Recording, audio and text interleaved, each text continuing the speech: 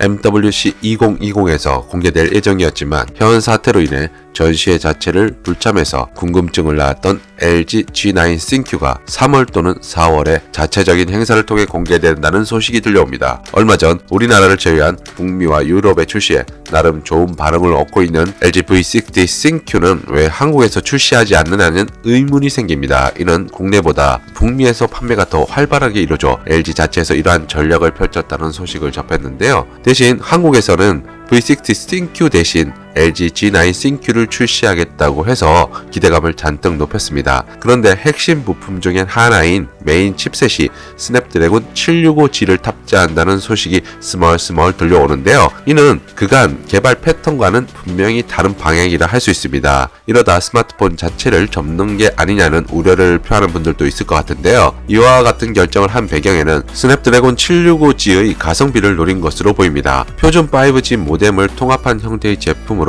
플래그십 프로세서 라인보다 한두 단계 뒤처진 성능이지만 가격적인 메리트로 인해 오포 레노 3, 샤오미 레드미 K30에 채택되었습니다. 구글 픽셀 5도 가격적인 문제로 인해 탑재한다는 소식이 들려오는데요. 모델 대부분이 $600 수준으로 무난하게 구입 결정을 할 수 있을 정도라고 하니 가격적인 메리트는 충분해 보입니다. 그래서 게임이나 인공지능, 고사양의 카메라 퍼포먼스를 구현하기는 힘들지만 최대 192만 화소의 카메라를 지원할 수 있고 4K HDR 동영상 촬영이 가능하며 멀티 캡처 기능을 활용하면 망원, 초광각, 광각 렌즈로 무난하게 변환을 할 수가 있는 것도 특징이라 할 수 있습니다. 특히 5세대 퀄컴 AI 엔진을 갖추고 있어 초당 5조 건의 작업 능력을 보여주고 있다는 것도 주목해봐야 할 포인트가 될 것 같군요. 스냅드래곤 765G는 기존 765와 비교해 그래픽 렌더링 능력을 20% 정도 향상시킬 수가 있어 모바일 게임을 즐기는 유저들에게도 어느 정도 만족스러운 퍼포먼스를 선사할 것으로 보입니다. 이를 위해 퀄컴은 하드웨어 및 소프트웨어를 최적화하는 엘리트 게이밍 기능도 포함하고 있다고 합니다.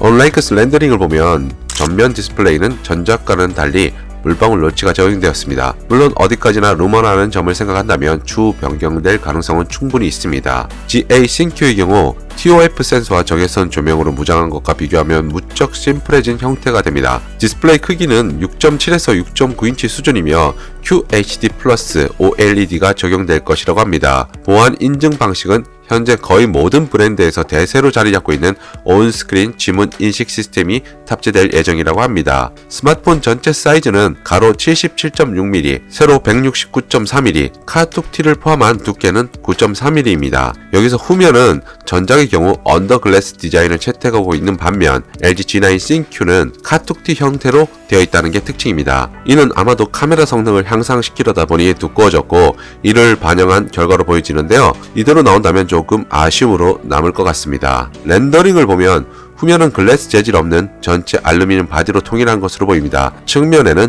전원, 볼륨, 구글 어시스트 버튼을 그대로 유지하고 있고 하단에는 3.5mm 이어폰 단자를 그대로 살려둬서 유선 이어폰 혹은 헤드셋을 이용하는 유저들에게 환영할 만한 포인트가 될 것 같습니다. 아직 정확한 스펙이 나온 것은 없지만 아마도 후면 카메라는 메인, 광각, 초광각, 망원 이렇게 3개의 렌즈와 함께 TOF 센서를 적용하지 않을까 예상되고요. 다만 화소 관련한 정보는 거의 없는 상태라 패스하겠습니다. 카메라 배열은 전작과 동일한 가로 1열로 나열된 형태입니다. 현재 대세라고 하기는 못하지만 인덕션 디자인은 적용하지 않았고요. 현재 플래그십 라인의 다양한 AI 기능은 아니지만 스냅드래곤 765G에서 뽑을 수 있는 최대한의 성능으로 이에 준하는 퍼포먼스를 기대해볼 수도 있을 것 같습니다. 만약 이대로 출시가 된다면 LG G9 ThinQ는 성능에 초점을 맞췄다기보다는 국내 시장에서 자신들만의 위치를 확고하게 굳히려는 의도가 될 것이라고 봅니다. 삼성과 애플이 주도하는 우리나라 상황에서 중국의 저가 제품과 경쟁에서 우위를 점해 예전의 인기를 되찾을 수 있을지 출시일이 더욱 기다려지게 되는군요.